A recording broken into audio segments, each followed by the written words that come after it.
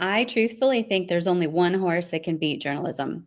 From what I've seen and the races I've watched and the replays and the speed figures, the 8 horse Clever again is the only option for me. And I will play him in the exacta that way. I'll play him first and put journalism in second, just because that's where your value is going to come in.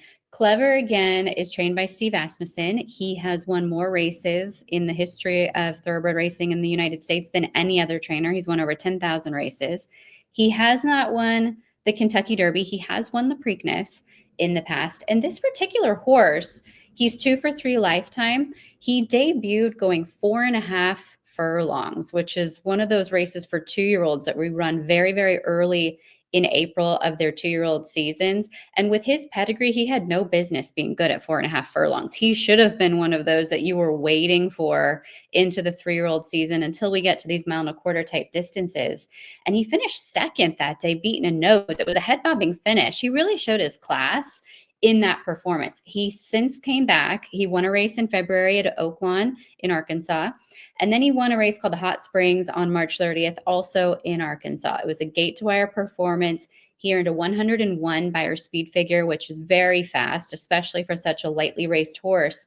And he did it so easily. He had his ears pricked coming across the wire. I mean, it was kind of one of those freaky good performances. We actually had one of our analysts, Matt Bernier, was on the air that day, and he called it when they crossed the wire. He said, "That's your Preakness winner."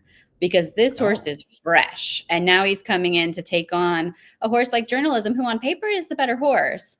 But Clever again is kind of ascending so quickly that you have to believe that he has more to give come Saturday. And the fact that he's had more time to prepare, and maybe Journalism doesn't run his A race coming back in 2 weeks, that's the opportunity. I think that if they wanted to be, we talked about the pace. He's well drawn. He can sit and stalk. But if Jose Ortiz wants to just take it to him and go to the lead, that's how he won the race in Hot Springs. So that's also an alternative. He's not really that style of rider. And with the kind of factor of Bob Baffert's horse goal-oriented from the inside and the fact that he's committed, I still think they're going to stalk. But he also is quick enough to maybe sit in front of Journalism if he wants to and get the jump on him. So to me, he's the only option. I think goal-oriented is too inexperienced, the one. I think he's a good horse, but he's too green still. American Promise, I just don't think he's good enough. He wasn't really good enough in the Derby and the races that he won this year. They were against much softer company. Heart of Honor ran second to Admire Daytona in Dubai. Admire Daytona was last in the Kentucky Derby, so I don't know what that does for his chances. Pay Billy has never run against horses this good. River Thames doesn't want to go this far, in my opinion. Sandman's going to be too far back off the pace.